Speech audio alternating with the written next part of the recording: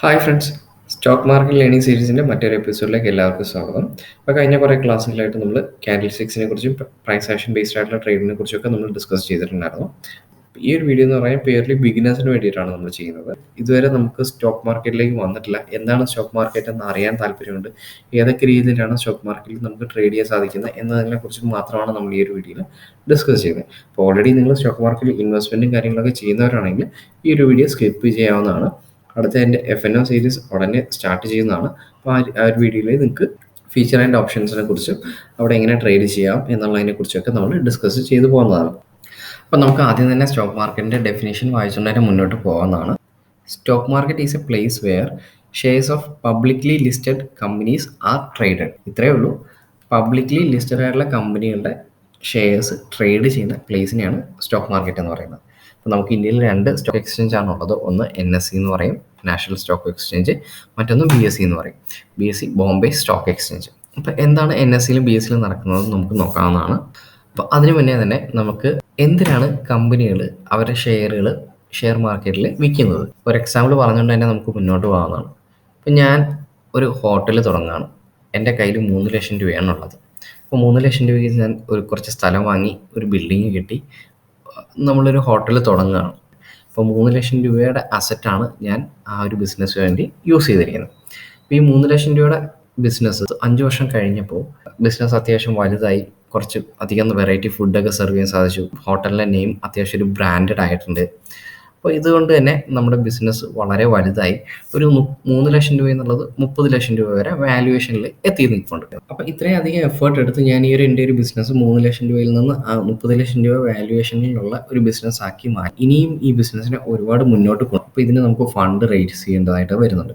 ഒന്നുകിൽ നമ്മുടെ കയ്യിലുള്ള ഫണ്ട് നമുക്ക് ഇൻവെസ്റ്റ് ചെയ്യാവുന്നതാണ്. അപ്പോൾ നമ്മൾ റൺ ചെയ്തുകൊണ്ടിരിക്കുന്ന ബിസിനസ്സിൽ അത് എഫക്റ്റ് ചെയ്യാനുള്ള സാധ്യത കൂടുതലാണ്. അല്ലെങ്കിൽ നമുക്ക് ലോൺ എടുത്തിട്ട് ചെയ്യാവുന്നതാണ്.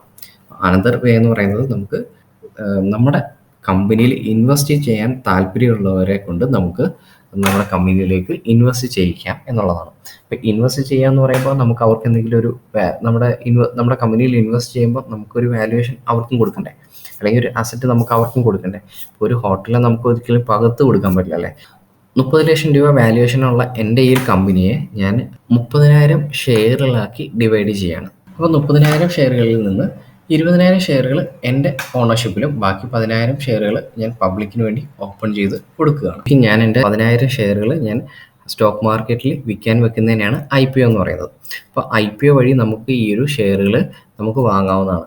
ഇപ്പോൾ വാങ്ങാൻ വരുന്നവർ എന്താണ് പ്രതീക്ഷിക്കുന്നത്? ഇതൊരു 5-10 വർഷം കഴിയുമ്പോഴത്തേനും നല്ലൊരു വാല്യുവേഷനിൽ എത്താനുള്ള സാധ്യതയുണ്ട്.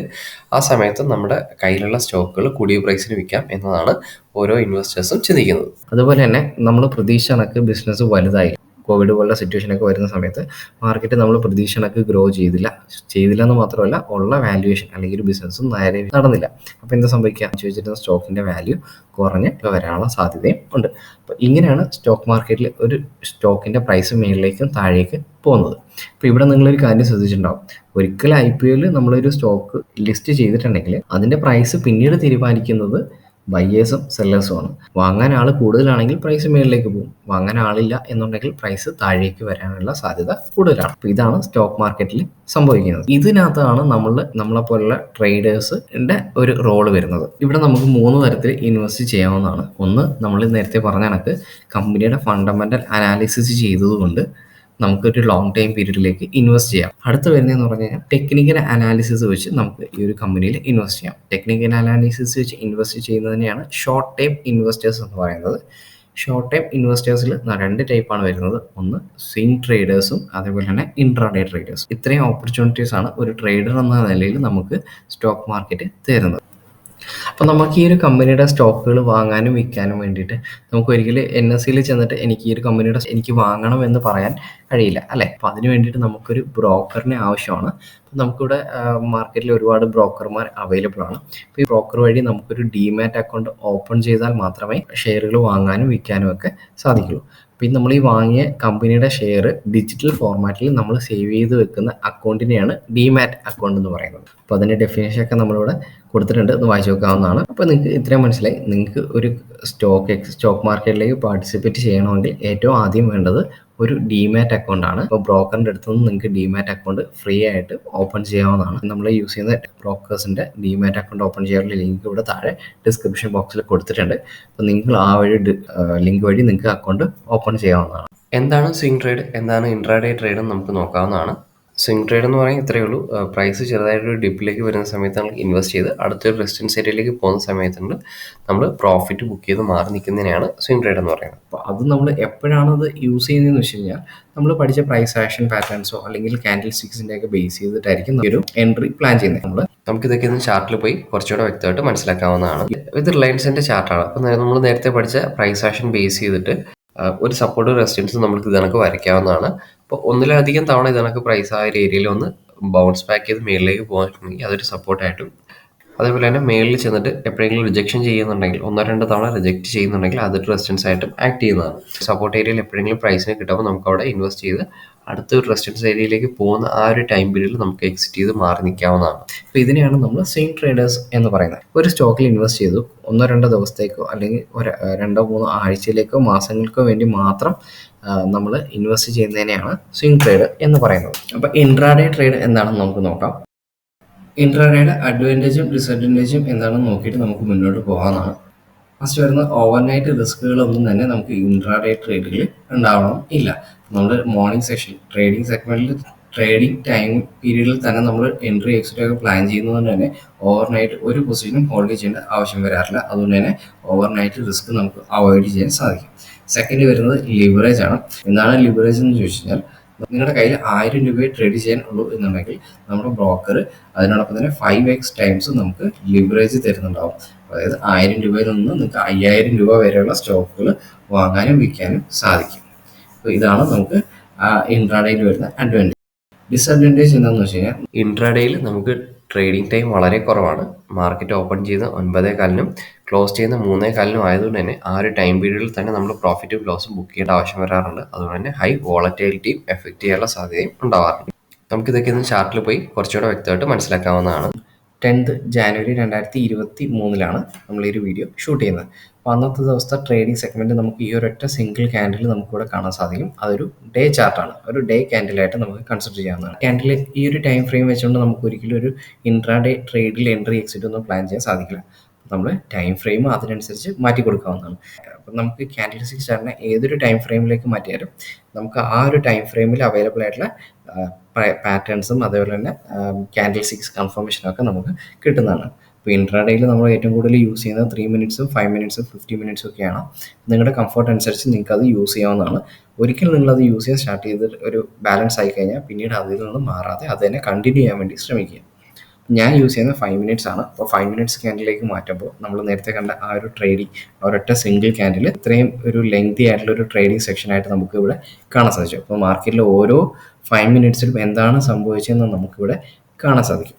അപ്പോൾ ഇൻട്രാഡേയിൽ നിങ്ങൾ ട്രേഡ് ചെയ്യുന്ന സമയത്ത് നിങ്ങൾക്ക് രാവിലെ 9:15 മാർക്കറ്റ് ഓപ്പൺ ചെയ്തു, അതേ കണക്കിന് മാർക്കറ്റ് 3:15 ക്ലോസ് ചെയ്യുന്ന സമയത്തിനുള്ളിൽ തന്നെ നിങ്ങളുടെ പ്രോഫിറ്റ് ആണെങ്കിലും ലോസ് ആണെങ്കിലും ബുക്ക് ചെയ്ത് മാറി നിൽക്കേണ്ട ആവശ്യം വരാം. ഇപ്പോൾ ഇത് നിങ്ങൾ നോക്കിക്കഴിഞ്ഞാൽ കാണാൻ സാധിക്കില്ല, മാർക്കറ്റിൽ നിന്ന് റിലയൻസ് ഓപ്പൺ ചെയ്തത് 2604 രൂപയ്ക്കാണ്. അവിടുന്ന് ഓപ്പൺ ചെയ്ത ആ ഒരു ടൈം തൊട്ട് തന്നെ മാർക്കറ്റ് താഴോട്ടാണ് പോയിക്കൊണ്ടിരിക്കുന്നത്. ഇവിടെ നമ്മൾ മാർക്കറ്റ് ഓപ്പൺ ചെയ്ത് ഈ ഒരു പൊസിഷനിൽ ആരെങ്കിലും ബൈ ഓർഡറാണ് പ്ലേസ് ചെയ്തിരുന്നെങ്കിൽ മാർക്കറ്റ് അന്നത്തെ ദിവസം ഒരു തവണ പോലും ആ ഒരു റേഞ്ചിലേക്ക് എത്തിയിട്ടുണ്ടായിരുന്നില്ല. ആ ഒരു ട്രേഡറിന് അന്നത്തെ ദിവസം ലോസിലായിരിക്കും എക്സിറ്റ് ചെയ്യാൻ സാധിക്കുക. ഇൻട്രാഡേയിലേക്ക് വരുമ്പോൾ മറ്റൊരു അഡ്വാൻറ്റേജ് നമുക്കിവിടെ കിട്ടുന്നത് എന്താണെന്ന് വെച്ച് കഴിഞ്ഞാൽ, ഇൻട്രാഡേയിൽ നമുക്ക് 2 രീതിയിൽ ട്രേഡ് ചെയ്യാൻ സാധിക്കും. ഒന്നെന്ന് പറയുന്നത് ഒരു ലോങ് പൊസിഷനിൽ നമുക്ക് ട്രേഡ് ചെയ്യാൻ സാധിക്കും. അതായത് ഒരു കുറഞ്ഞ പ്രൈസിൽ വാങ്ങിയിട്ട് കൂടിയ പ്രൈസിൽ വിറ്റ് നമ്മൾ പ്രോഫിറ്റ് എടുക്കുന്നതിനാണ് ലോങ് പൊസിഷൻ എന്ന് പറയുന്നത്. ഷോർട്ട് പൊസിഷൻ എന്ന് പറയുന്നത് നമ്മൾ കൂടിയ പ്രൈസിൽ ആദ്യം വിറ്റിട്ട് കുറഞ്ഞ പ്രൈസ് എത്തുമ്പോൾ നമുക്ക് വാങ്ങാനും സാധിക്കും. അതായത് മാർക്കറ്റ് മേളിലേക്ക് പോയാലും താഴേക്ക് പോയാലും നമുക്ക് പ്രോഫിറ്റ് ബുക്ക് ചെയ്യാൻ സാധിക്കും. ഇത് ഇൻട്രാഡേയിൽ മാത്രമാണ് നമുക്ക് ചെയ്യാൻ സാധിക്കുന്നത്. ഇക്വിറ്റി ഷെയറിൽ എന്തുകൊണ്ട് നമുക്ക് സെല്ല് ചെയ്തിട്ട് ബൈ ചെയ്യാം എന്നൊന്ന് വെച്ച് കഴിഞ്ഞാൽ, നമ്മൾ ഓർഡർ പ്ലേസ് ചെയ്ത ഉടനെ തന്നെ ആ ഒരു ഷെയറിൻ്റെ ഡിജിറ്റൽ എഗ്രിമെൻറ്റ് നമ്മുടെ ഡിമാറ്റ് അക്കൗണ്ടിലേക്ക് വരില്ല. അപ്പോൾ ഇതിനൊരു പ്രോസസ്സ് ഉണ്ട്. ആ പ്രോസസ്സെല്ലാം കംപ്ലീറ്റ് ആവുന്നത് ആഫ്റ്റർ മാർക്കറ്റ് അവേഴ്സിലാണ്. അപ്പോൾ നമ്മളൊരു എൻട്രി എടുക്കുന്ന സമയത്ത് തന്നെ നമ്മുടെ അടുത്ത് ബ്രോക്കർ ചോദിക്കുന്നുണ്ടാവും ഇത് ഇൻട്രാഡേക്ക് വേണ്ടിയിട്ടാണോ അതോ ഹോൾഡിങ്സിന് വേണ്ടിയിട്ടാണോ എന്ന് നമ്മുടെ അടുത്ത് ബ്രോക്കർ ചോദിക്കുന്നുണ്ടാവും. നമ്മൾ ഇൻട്രാഡേ ആണ് കൊടുക്കുന്നതെങ്കിൽ നമുക്ക് ബ്രോക്കർ ലിവറേജും തരും, അതേപോലെ തന്നെ നമുക്ക് ഷോർട്ട് എൻട്രിയും ലോങ് എൻട്രിയും എടുക്കാനുള്ള ഒരു ഓപ്പർച്യൂണിറ്റി നമുക്ക് തരുന്നുണ്ടാവും. അപ്പോൾ ഇൻട്രാഡേ ആയതുകൊണ്ട് തന്നെ നമ്മുടെ ബ്രോക്കറിനറിയാം നമ്മൾ എപ്പോഴെങ്കിലും ഒരു സെൽ ഓർഡർ പ്ലേസ് ചെയ്തിട്ടുണ്ടെങ്കിൽ അന്നത്തെ ദിവസം തന്നെ നമ്മൾ ഇതിൻ്റെ ഒരു ബൈ ഓർഡർ പ്ലേസ് ചെയ്യണം എന്നുള്ളത്. നമ്മൾ പ്ലേസ് ചെയ്തില്ലെങ്കിലും ബ്രോക്കർ ഓട്ടോമാറ്റിക്കലി ഈ ഒരു ബൈ ഓർഡർ പ്ലേസ് ചെയ്ത് നമ്മുടെ പൊസിഷനെ സ്ക്വയർ ഓഫ് ചെയ്യുന്നതാണ്. സ്ക്വയർ ഓഫ് എന്ന് പറയുന്നത് നമ്മൾ എടുത്ത ഒരു പൊസിഷനെ എക്സിറ്റ് ചെയ്യുന്നതിനെയാണ് സ്ക്വയർ ഓഫ് എന്ന് പറയുന്നത്. അപ്പോൾ അതുകൊണ്ട് തന്നെ മാർക്കറ്റ് അവേഴ്സിന് മുന്നേ തന്നെ നമ്മൾ സെല്ലും ബൈയും എൻട്രി പ്ലേസ് ചെയ്യുന്നതുകൊണ്ട് നമുക്ക് ഷോർട്ട് സെല്ല് ചെയ്തുകൊണ്ടും നമുക്ക് ഇൻട്രാഡേയിൽ പ്രോഫിറ്റ് ബുക്ക് ചെയ്യാൻ സാധിക്കും. അപ്പോൾ ഇത്രയധികം ഓപ്പർച്യൂണിറ്റീസ് ആണ് നമുക്കൊരു ട്രേഡറിനെ സംബന്ധിച്ചിടത്തോളം സ്റ്റോക്ക് മാർക്കറ്റിൽ അവൈലബിൾ ആയിട്ടുള്ളത്. അപ്പോൾ എന്തെങ്കിലും നിങ്ങൾക്ക് ഡൗട്ട്സോ കാര്യങ്ങളോ ഉണ്ടെങ്കിൽ കമൻറ്റ് ബോക്സിൽ കമൻറ്റ് ചെയ്യാവുന്നതാണ്. അതേപോലെ തന്നെ അപ്പോൾ നിങ്ങൾ ഡിമാറ്റ് അക്കൗണ്ട് ഓപ്പൺ ചെയ്തിട്ടുണ്ടെങ്കിൽ ഫ്രീ ആയിട്ട് ഡിമാറ്റ് അക്കൗണ്ട് ഓപ്പൺ ചെയ്യാനുള്ള ലിങ്ക് ഞാനിവിടെ താഴെ ഡിസ്ക്രിപ്ഷൻ ബോക്സിൽ കൊടുത്തിട്ടുണ്ട്. അപ്പോൾ ആ ഒരു ലിങ്ക് വഴിയാണ് നിങ്ങൾ ഡിമാറ്റ് അക്കൗണ്ട് ഓപ്പൺ ചെയ്യുന്നുണ്ടെങ്കിൽ നിങ്ങൾ യൂസ് ചെയ്തേക്കുന്ന ഡിമാറ്റ് അക്കൗണ്ട് ഓപ്പൺ ചെയ്യാൻ വേണ്ടി യൂസ് ചെയ്യുന്ന മൊബൈൽ നമ്പറിൽ നിന്ന് എൻ്റെ വാട്സാപ്പിലേക്ക് ഒരു മെസ്സേജ് അയയ്ക്കുക. സ്റ്റോക്ക് മാർക്കറ്റിന് വേണ്ടിയുള്ള ബിഗിനേഴ്സിന് വേണ്ടിയുള്ള ഒരു വാട്സാപ്പ് ഗ്രൂപ്പ് ഞാൻ ക്രിയേറ്റ് ചെയ്യുന്നുണ്ട്. അപ്പോൾ ആ ഒരു ഗ്രൂപ്പിലേക്ക് നിങ്ങളെ ആഡ് ചെയ്യാവുന്നതാണ്. അപ്പോൾ ആ ഒരു ഗ്രൂപ്പിൽ നിങ്ങൾക്ക് എന്തെങ്കിലും ഡൗട്ട്സോ കാര്യങ്ങളൊക്കെ ഉണ്ടെങ്കിൽ നമുക്ക് ഡയറക്റ്റായിട്ട് തന്നെ ക്ലിയർ ചെയ്ത് മുന്നോട്ട് പോകാവുന്നതാണ്. അപ്പോൾ നിങ്ങൾക്ക് ഈ വീഡിയോ ഇഷ്ടമായെങ്കിൽ ഞാൻ പറഞ്ഞ കാര്യങ്ങളൊക്കെ മനസ്സിലാക്കാൻ സാധിച്ചിട്ടുണ്ടെങ്കിൽ നിങ്ങൾ ഈ ഒരു വീഡിയോ ലൈക്ക് ചെയ്യാനും നിങ്ങളുടെ ഫ്രണ്ട്സിന് വേണ്ടി ഷെയർ ചെയ്യാനും മറന്നു പോകരുത്. Thank you friends.